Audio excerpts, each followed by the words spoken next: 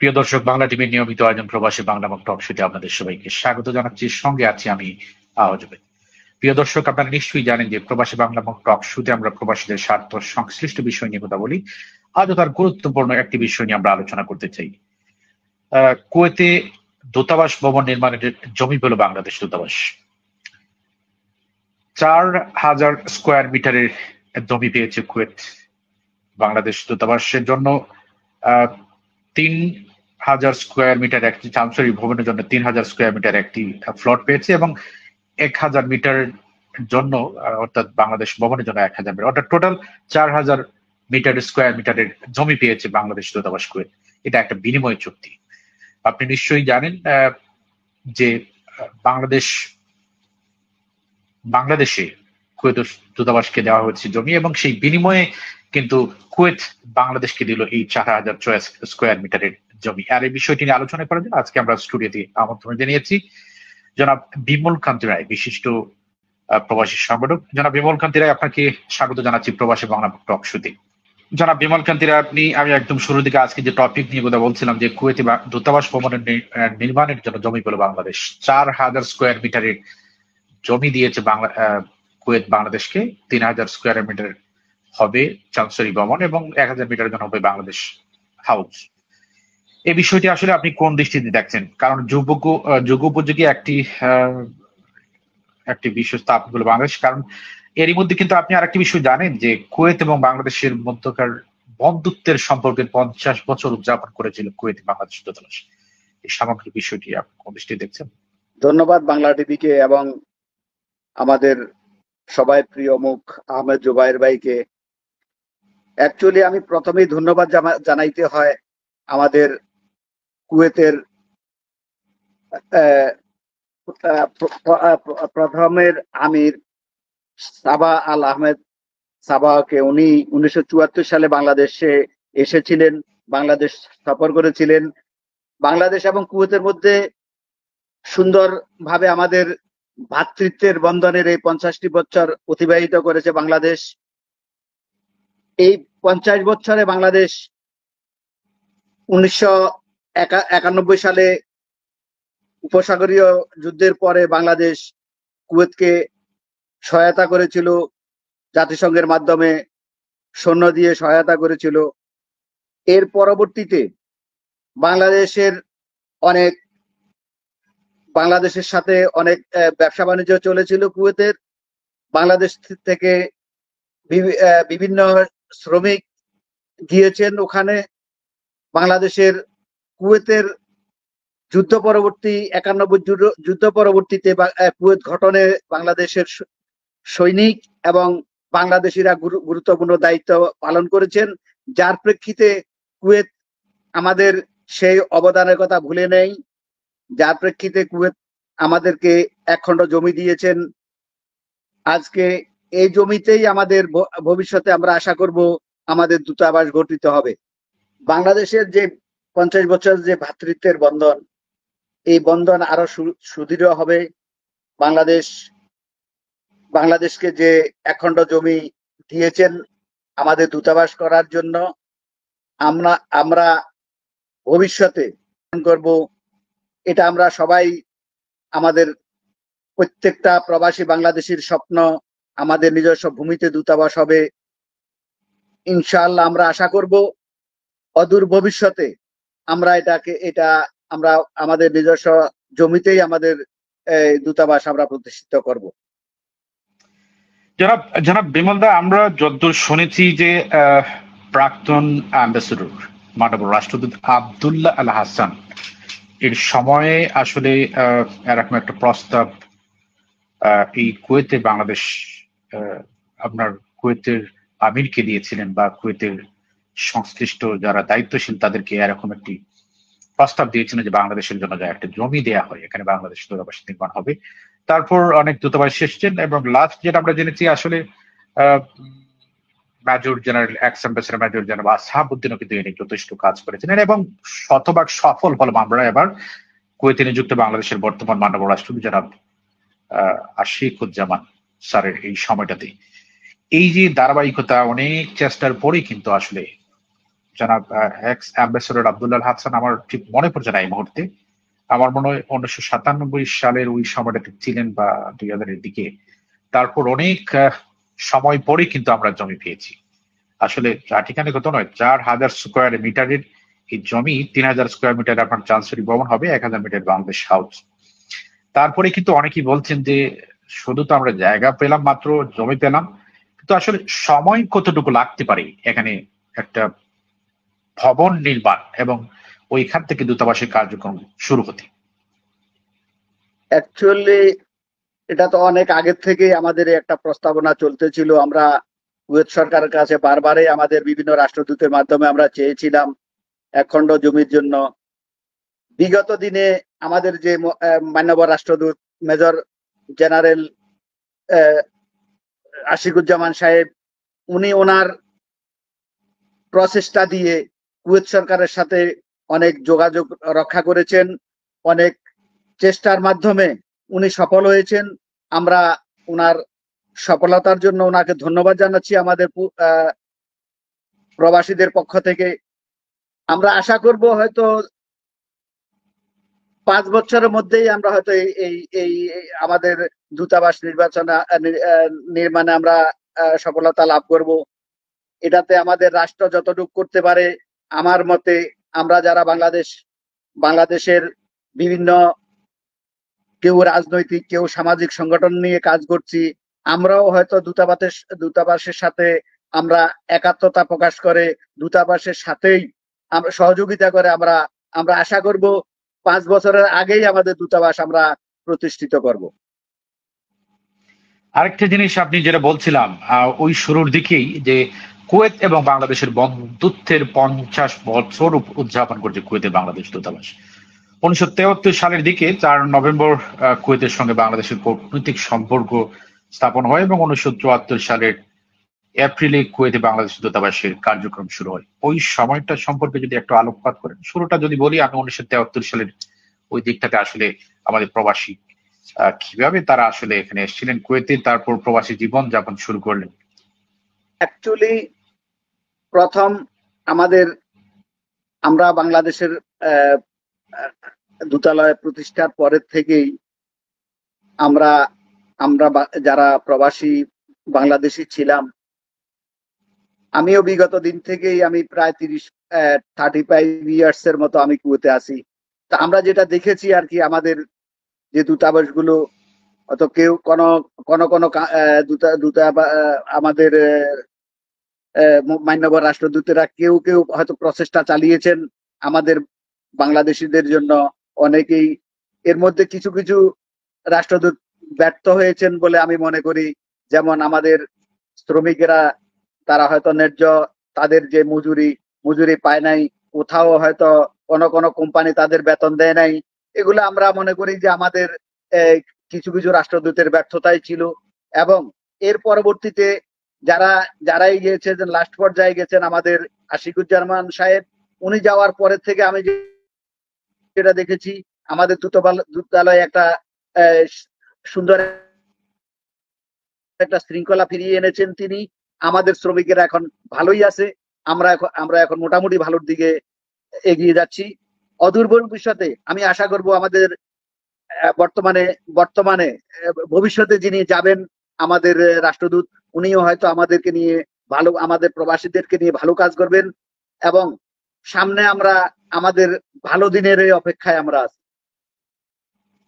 আচ্ছা, ওই বর্তমান মাননীয় রাষ্ট্রদূত সম্পর্কে যেহেতু বললেন, আমি বলি এই বর্তমান মাননীয় রাষ্ট্রদূতের এই সময়টাতে আমার মনে হয় 3 থেকে 3.5 বছর হবে, অনেকগুলো ভালো ভালো কাজ হয়েছে। আপনার একেবারে শুরুর দিক থেকে যদি বলি, আর এখানে আর্টস এক্সিবিশন করা হয়েছে, আপনার পর্যটন নিয়ে এক্সিবিশন করা হয়েছে, তারপর ই পাসপোর্ট চালু হয়েছে, এনআইডি চালু হয়েছে, তারপর আপনার কুয়েতের সঙ্গে বাংলাদেশের কূটনৈতিক সম্পর্ক আরো ভালো হয়েছে। তারপর কুয়েতের শ্রমবাজারে বাংলাদেশের শ্রমিকরা আসতে পারতেন না, এটা একটু উন্মুক্ত হয়েছে, একদম পুরোদম হয়নি, তবে দক্ষ জনশক্তি কুয়েতে এসছেন।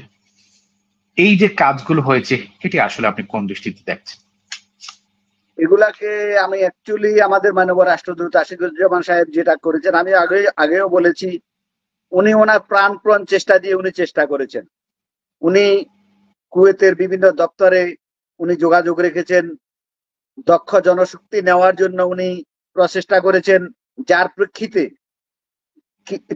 অনেক সেক্টরে আমরা, যেমন আমাদের নার্সিং সেক্টরে আমরা অনেক ভালো দক্ষ নার্স দিতে আমরা সক্ষম হয়েছি, এবং বিভিন্ন সেক্টরে উনি আমাদের জনশক্তি রপ্তানির জন্য উনি চেষ্টা করে গিয়েছেন, এবং উনি বিশেষ করে বাংলাদেশ এবং কুয়েতের মধ্যে যে ভ্রাতৃত্বপূর্ণ সম্পর্ক ওটাকে সুদৃঢ় করার জন্য উনি ওনার প্রচেষ্টা চালিয়ে গেছেন। ওনাকে, যার জন্য আমরা আমাদের কুয়েত প্রবাসীদের পক্ষ থেকে ধন্যবাদ জানাইতে হয়। উনি হয়তো কিছুদিন পরে উনি হয়তো ছেড়ে চলে আসবেন, ভবিষ্যতে যিনি আসবেন আমি আশা রাখবো ওনার যে রেখে যাওয়া কাজগুলো উনি সামনের দিকে এগিয়ে নিয়ে যাবেন, এটাই আমরা আশা রাখি। যেটা আমাদের প্রবাসীদের জন্য ভালো হবে সেটাই করবেন, ভবিষ্যতে আরো ভালো হবে বলে আমি আশা করি। আচ্ছা, এখানে আরেকটি জিনিস আমি যোগ করতে চাই জনাব বিমল কান্তি রায়। এই যে আপনার, আমি যেটা বলছিলাম একদম শুরু থেকে, কুয়েতে বাংলাদেশ ভবন নির্মাণের জমি পেল বাংলাদেশ। এই জমি তো হবে আপনার 3000 স্কোয়ার মিটারে হবে বাংলাদেশের চান্সেলরি ভবন, বাংলাদেশ দূতাবাস, এরকম কিছু। তো এখানে কিন্তু আসলে অনেকেই বলছেন যে এই ভবনটি নির্মাণের ক্ষেত্রে অনেক পরিকল্পনার প্রয়োজন, অনেক পরিকল্পনা, সেটা আসলে প্রবাসীদের সঙ্গেও কিন্তু পরামর্শ করার প্রয়োজন। তারপরে অনেকেই বলছেন যে এই ভবন নির্মাণের সময় নিশ্চয়ই একটা বড় করে একটা লাইক সেমিনার করার প্রয়োজন, তাহলে কি অনেক দিক থেকে ভালো ভালো পরামর্শ আসবে, এবং সেই পরামর্শ অনুযায়ী ভবনের একটা ড্রাফট তৈরি করা যেতে পারে, একটা ম্যাপ তৈরি করা যেতে পারে। সেটা আসলে আপনি এই বিষয়ে আসলে কি, কোন দৃষ্টিতে আপনি দেখছেন বা বলবেন এই বিষয়ে? আমি এই ব্যাপারে যেটা মনে করি, একটা ভবন নির্মাণের জন্য যে আর্কিটেক্ট, যে একটা ভালো আর্কিটেকচারের প্রয়োজন হয়। আমাদের বাংলাদেশে ভালো মানের আর্কিটেকচার আছে, যারা ভালো ভালো ভবন নির্মাণের পরিকল্পনা নিতে পারেন। আমি আশা করব আমাদের বাংলাদেশের সরকারের পক্ষ থেকে আমাদেরকে এমন একটা আর্কিটেক্ট দেবেন যিনি একটা সুন্দর পরিকল্পিতভাবে আমাদের ভবনটা নির্মাণের জন্য পরিকল্পনা করে দেন। আমরা সামাজিক সংগঠনের সাথে জড়িত আছি, আমাদের সাথে তো অবশ্যই দূতাবাসের একটা যোগাযোগ আছে, এবং আমাদের সাথে সবাই সাথে পরামর্শ করেই হয়তো আমি আশা করব যে দূতাবাস একটা সিদ্ধান্ত নিতে যাবেন, যার ফলশ্রুতিতে আমরা পাবো সুন্দর এবং উন্নত মানের আমাদের দূতালয়। আচ্ছা, এই যে বর্তমান রাষ্ট্রদূতের মেয়াদ প্রায় শেষ, আর মাত্র কটা দিন, হয়তো 5 থেকে 7 দিন, তারপরে আসছেন আর একজন মাননীয় রাষ্ট্রদূত। ওনার মেয়াদ হয়তো বা থাকবে এখানে 3 থেকে 3.5 বছর। এই 3-3.5 বছরের মধ্যে অনেকে চাচ্ছেন যে আসলে ভবনটি নির্মাণ হোক। তাহলে আসলে প্রবাসীদের করণীয় কি? আপনারা কিভাবে মাননীয় রাষ্ট্রদূত যিনি নবনিযুক্ত হবেন তার কাছে উপস্থাপন করবেন, বা আপনারা বলবেন, বা কিভাবে আপনাদের বলা প্রয়োজন বলে আপনারা দাবি করা প্রয়োজন বলে আপনি মনে করেন?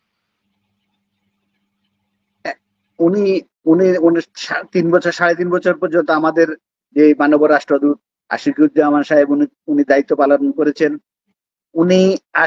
উনি যাওয়া এবং নতুন রাষ্ট্রদূত আসার মধ্যে হয়তো কতদিন, আপনি বলছেন 6 থেকে 7 দিন একটা গ্যাপ থাকবে। ওটা পূরণের জন্য আমাদের যে দূতালয় প্রধান জনাব মনিরুজ্জামান সাহেব উনি দায়িত্ব নিয়েছেন, হয়তো উনি ওখানে দায়িত্ব পালন করবেন, যার প্রেক্ষিতে আমাদের যেই ওই গ্যাপ ওটা হয়তো আমরা পূরণ করে নিতে পারবো। এবং যিনি মাননীয় রাষ্ট্রদূত আবার আসবেন, ওনার সাথে আমরা সবাই, আমাদের যেই সংগঠন, রাজনৈতিক এবং সামাজিক সংগঠনের সবাই আমরা ওনাকে স্বাগত জানিয়ে ভবিষ্যতে কিভাবে আমাদের প্রবাসীদের জন্য আমরা ভালো কিছু করতে পারি, আমরা ভালো কিছু প্রবাসীদেরকে উপহার দিতে পারি, প্রবাসীদের কল্যাণের জন্য ওনার সাথে পরামর্শ করেই আমরা আমাদের দিনগুলো এগিয়ে যাওয়া উচিত হবে বলে আমি মনে করি।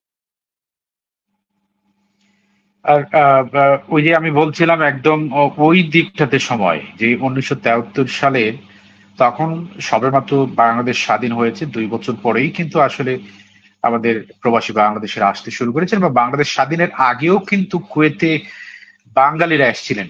পাকিস্তানি পাসপোর্টে। তারপর দেশ স্বাধীন হয়েছিল 1971 সালে 16 ডিসেম্বর। 1973 সালে কিন্তু এখানে কুয়েতে বাংলাদেশের কূটনীতিক সম্পর্ক হয়। ওই সময়টাতে আমি যারা এখানে সিনিয়র সিটিজেন আছেন বা অনেক আগের কুয়েতি আছেন, আমার মনে হয় হাসান ওয়ারিশ নামে একজন সিনিয়র সিটিজেন আছেন। এই জেন্টলম্যান 40 থেকে 45 বছর ধরে কুয়েতে। ওই সময়টা সম্পর্কে কি আপনি কিছু জানেন বা শুনেছেন? ওটা আমি যেটা শুনেছি, যারা প্রথম যারা এসেছিলেন পাকিস্তানি পাসপোর্টধারী, ওদের মধ্যে কিছু সংখ্যক লোককে বাংলাদেশিদেরকেও কিছু সংখ্যক বাংলাদেশিকেও এরা তাদের নাগরিকত্ব দিয়েছিলেন। এর পরবর্তীতে আমি যেটা শুনেছি 75-এর পরের থেকে নাকি এরা এদের প্রবাসীদেরকে নাগরিকত্ব দেওয়া বন্ধ করে দিয়েছেন। সেটা ওনাদের অ্যাকচুয়ালি তাদের রাষ্ট্রীয় পলিসি। এটা এই ব্যাপারে আমাদের মন্তব্য করা উচিত হবে না বলে আমি মনে করি। দেশ স্বাধীনের আগে যারা এখানে এসেছিলেন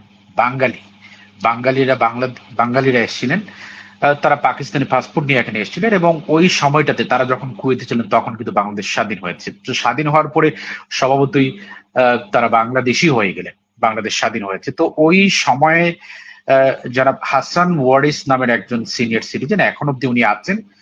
তো উনি আমরা যেটা শুনেছি যে ওই সময়টাতে যখন আপনার বাংলাদেশ স্বাধীনও হয়নি, তখন 40 থেকে 45 জন বাঙালি ছিলেন এখানে।